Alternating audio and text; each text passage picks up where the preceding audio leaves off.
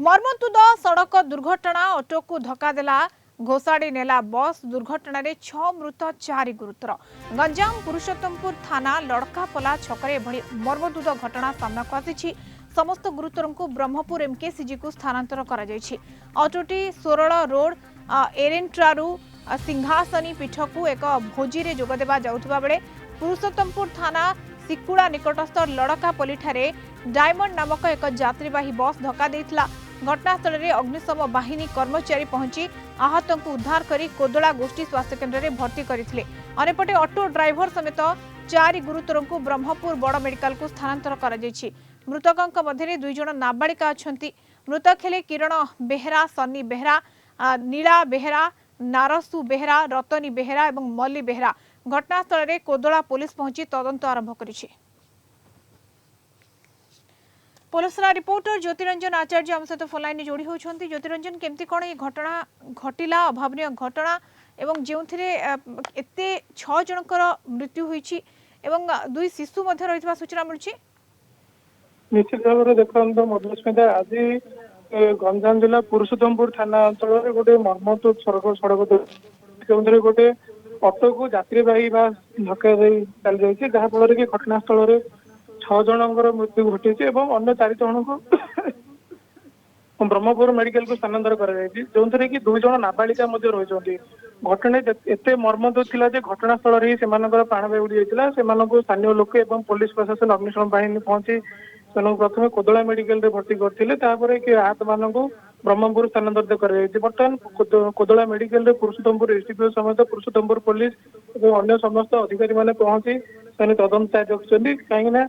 कहीं घटना जो घटी ऑटो रे प्राय 10 रु अधिक व्यक्ति रही सूचना मिली जो कि गोटे परिवार घर भोजी निमंते जोटी कि माँ सिंहासनी शक्तिपीठ रही पोलसरार अधिष्ठात्री देवी से भोजी रे जोगदाया जाते जो कि रास्ता दुर्घटना घटी। कोदला निकट भारसाम्य हराई दुर्घटना घटी कहीं ऑटो कैपेसिटी रु अधिक लोक रही ये गोटे कारण ना अन्य किसी कारण कह निश्चित भाव जो दुर्घटना घटी गोटे बंकाणी रास्ता थिला जहाँकि पुरुषोत्तमपुर थाना सिकुड़ा निकटस्थ लड़कापल्ली जो छकर लड़कापल्ली ग्राम रही से निकट बड़ बैंक रही से बैंक निकट ऑटो और बस मध्य धक्का होता।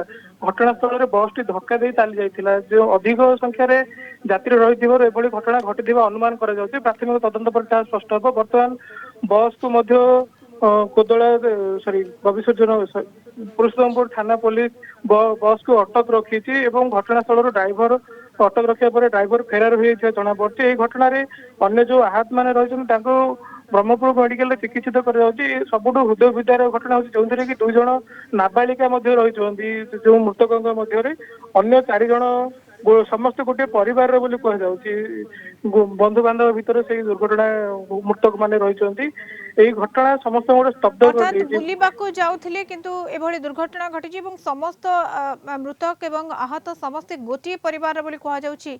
ज्योतिरंजन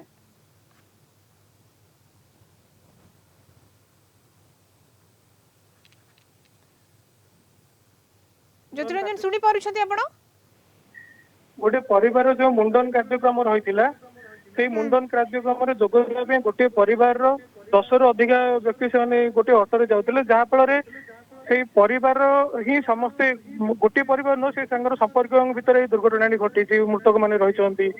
तो यह गोटे निश्चित मर्मन्तुद दुर्घटना कहीपर ये 10 रु अधिक व्यक्ति से ऑटो रही गोटे भारसाम्य हर कथा कहुपे घटना घटी। ज्योतिरंजन केते दुर्घटना घटी जहाँ कहुच्छी 10टा रु 10:30 मध्य एमती गोटे समय अनुमान कर समय दुर्घटना घटी जो कि स्थानीय लोक मैंने रास्ता दे जाता समय से प्रथम देखी उद्धार कर प्रथम कोदला मेडिकल भर्ती कर आहत मान अवस्था गुरुतर थी ब्रह्मपुर स्थानांतरित कर घटना को पुलिस गुरुतर सह नहीं घटना संपृक्त बस को जबत कर सूचना मिली।